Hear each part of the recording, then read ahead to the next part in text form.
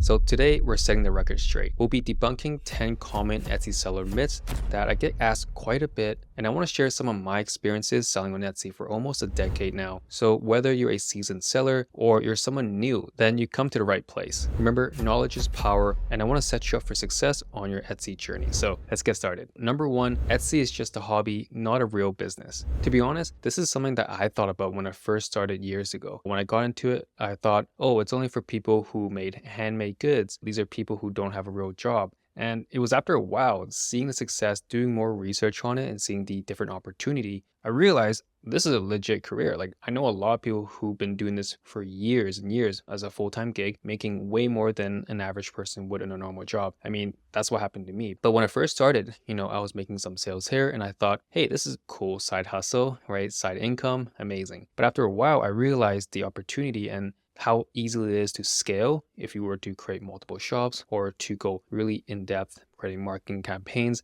right? Expanding your team. There's a lot of different opportunities that you can do within the Etsy platform. So for everyone thinks that this is a hobby, yes, you can treat it as a hobby, but you can also treat it as a real business. Number two, you need a large inventory to be successful. This is definitely not true. I know many shops, I've seen many shops, including some of my own shops, have less than 30 listings that are doing extremely well. For one of my shops that opened up, the first listing that we posted, we got a sale the next day. And that's us with just one listing on the platform. And, we definitely expanded from there, but we were still getting sales right off the bat if you were in a category that's unsaturated. So obviously, in my channel, I talk a lot about researching categories, and that's the most important part. If you're in the right category and you have high quality products, you don't need that many listings. So you don't need a large inventory to be successful on Etsy. Number three, social media is the only way to market your Etsy shop. This is definitely not true. While social media can be very helpful for people who want to show behind the scenes, if you are someone that wants to show the process and the process is what will help the conversion, help selling it, then definitely it'll be beneficial. But there's a lot of different categories out there. You can just utilize SEO, putting the right keywords and tags in there to attract the right buyers, the right people who are looking for a product like this. And those are the products that I like to talk about. Those are the products that I like to get into. So you don't have to worry about social media at all. And a lot of people ask me, hey, Brandon, you're successful on Etsy because of your audience. I actually don't promote any of my shops on Etsy other than my one that I have a team for Shopify. But for all my actual Etsy shops, I don't talk about it. I just use SEO as just a normal Etsy seller, marketing on the Etsy platform and attracting buyers who are searching for those products. So if you think you need an audience, you need to do social media, you don't have to. I actually rather you focus solely on the platform itself because Etsy has a huge audience and I rather focus on those than to go out externally. Number four, if a product isn't selling, you should remove it. So sometimes it's actually not about the product itself. You actually may have a really good product, but maybe it's the way that you're presenting it. Maybe it's the mock-up, maybe is the price point, the description, right? So there's a lot of different things that you should play around with before you decide if you should remove it or not. Not everything comes down to it being bad. Just do some digging, do some split testing, make sure you can narrow it down and figure out what the problem is. And throughout that process, let's say even if that product is not a good seller, you're going to learn a lot about your category and a lot about the product and different things and how to be better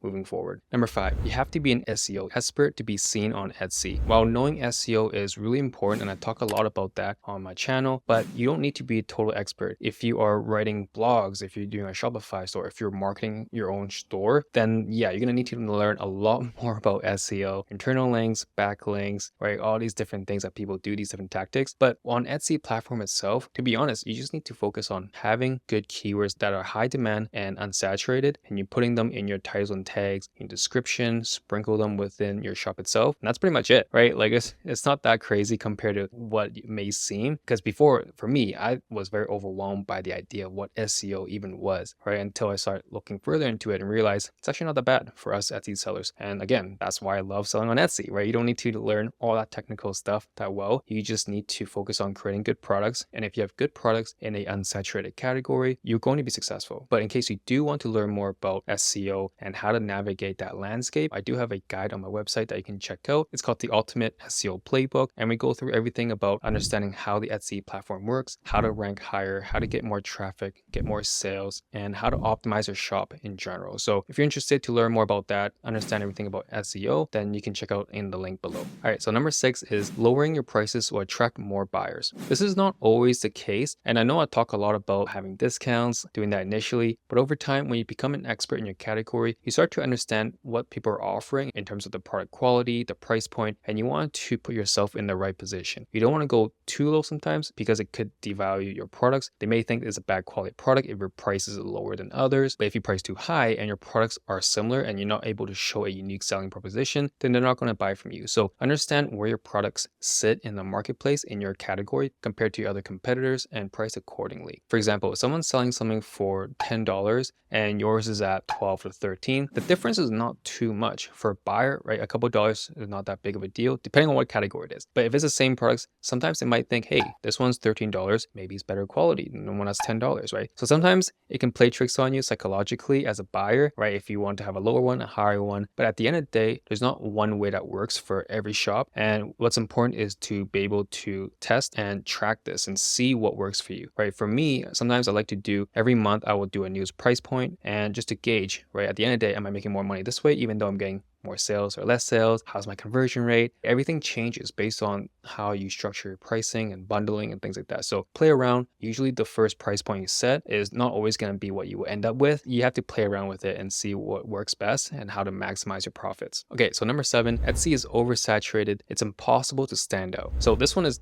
definitely false. I made many videos showing you the shops that I've opened up recently, showing other examples of different shops that are doing extremely well that's opened within the last 6 months, right? And you can see for yourself, right? You can go on eRank, you can track all the new upcoming shops, or even go on EverBee and see all the different listings and shop age that's opened up within this year alone. For everyone who still thinks it's unsaturated, I just say just track the data, right? You can look at my other videos, you can use those different researching tools and see all the different possibilities. There are many categories that are still extremely low. And let's say you want to tap in a category that is more saturated, it's still doable. If you're able to present your shop with good branding, with a good unique selling proposition, and if you want to market yourself on social media, you can do that as well. It's still possible, right? So I can go on and on about this topic because for me, I still like to open up shops. I tell my friends, family to do the same. You know, at the end of the day, it's up to you to decide and truly need to believe that it's possible for you to execute it and succeed in this realm. But it goes for anything in general, right? You actually have to see it for yourself and truly do believe for you to be able to put that effort in. All right, so the next 2 tips is more for physical products if you're doing that, but this one is you need to have a professional studio to take product photos. Quality photos is definitely crucial, but for me, I don't even use any high-tech cameras or crazy studios for my photos for my physical shop. I just use my iPhone. Pretty much the phone that I'm recording this video on, that's the iPhone that I use for everything. I'll try to show you some videos on my behind the scenes and when I do that, but when it comes down to digital products, you don't need to take those photos. You can use mockups, right? I have many videos about how to use different mockups. You can use AI now to generate mockups. You can go on Creative Market to find different mockups for stationery products, for frames, anything you want, really. There's mockups out there. If you're doing POD, tons out there for you. So you definitely don't need any crazy equipment or a professional studio for that. All right, so number 9 is you need to offer free shipping. So this one depends on who you talk to. From my experience, you don't have to always offer free shipping. So for one of my shops before, I would offer free shipping and yes, I would get more traffic. Etsy, apparently they will actually promote your shop more if you have that, but my margins weren't that good. And at the end of the day, you still need to charge something for the shipping cost, right? Because you're still going to ship it, it's still going to cost you money. So you're either going to be putting it in the actual retail price or you're going to set a shipping rate. So for me, I found that something that was $30 with a $10 shipping actually got more conversions than doing something that's $40 and 0 shipping. People actually converted more with the $30 initially, and by the time they had it in the checkout, they see the $10. You know what?